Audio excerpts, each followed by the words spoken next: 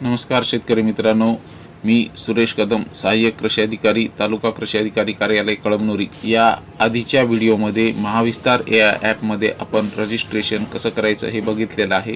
मित्रांनो, farmer I D टाकून आपण लॉग इन करायचं आहे। फार्मर आय डी टाकल्यानंतर आपल्याला एक OTP येईल। तो OTP या ठिकाणी आपल्याला नमूद करायचा आहे। त्यानंतर आपलं लॉग इन होईल। लॉग इन झाल्यानंतर आपल्याला खालच्या बाजूला DBT हे ऑप्शन दिसेल। या ठिकाणी आपल्याला दोन ऑप्शन दिसतील, नानाजी देशमुख कृषी संजीवनी DBT आणि महा DBT। तर आपल्याला नानाजी देशमुख हे निवडायचे। यामध्ये मित्रांनो आपल्याला वैयक्तिक लाभाचे घटक जे आहेत ते या ठिकाणी सगळे दिसणार आहेत। त्याची माहिती, संपूर्ण माहिती या ठिकाणी असणार आहे, तर ती आपण या ठिकाणी बघू शकतो।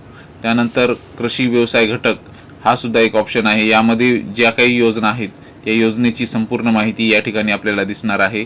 आणि नानाजी देशमुख कृषी संजीवनी DBT प्रणालीवर अर्ज करण्यासाठी येथे क्लिक करा, या ठिकाणी आपल्याला क्लिक करायचं। त्यानंतर आपलं त्यामध्ये लॉग इन होईल। लॉग इन झाल्यानंतर या ठिकाणी आपल्याला डॅशबोर्ड दिसेल, या ठिकाणी आपल्याला आपण केलेले अर्ज संपूर्ण दिसतील।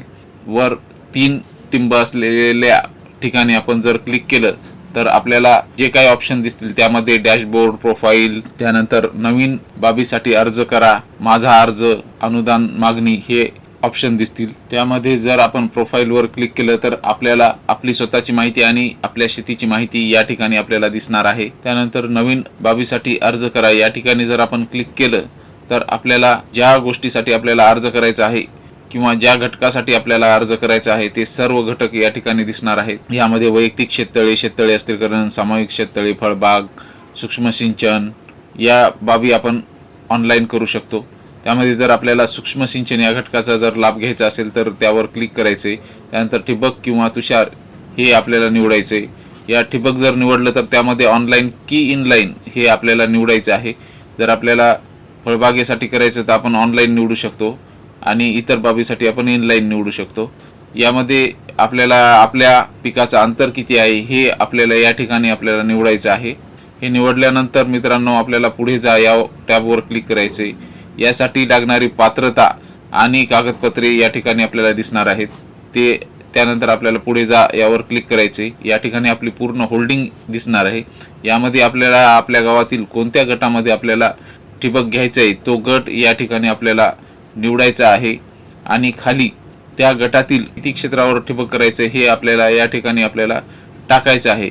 जर आपल्याला 1 हेक्टर करता जर ठिबक करायचं असेल तर या ठिकाणी 1 हेक्टर असं लिहायचं आहे आणि खाली जे नोंदणीकृत वितरकाचे कोटेशन आहे त्या ठिकाणी आपण जे काही ज्या वितरकाचे कोटेशन आणलेले आहे ते PDF मध्ये आपल्याला या ठिकाणी अपलोड करायचं आहे आणि पुढे जा या टॅबवर क्लिक करायचे आणि सबमिट करायचे।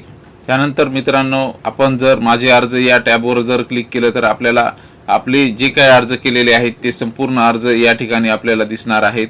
त्यानंतर मित्रांनो अनुदान मागणी या टॅबवर जर आपण क्लिक केलं तर आपल्याला ज्या काही पूर्वसंमत्या आपल्याला मिळालेल्या आहेत या ठिकाणी आपण अपलोड करू शकतो। मित्रांनो, अशाच प्रकारचे माहितीपूर्ण व्हिडिओ बघण्यासाठी चॅनलला लाईक, शेअर आणि सबस्क्राईब करायला विसरू नका।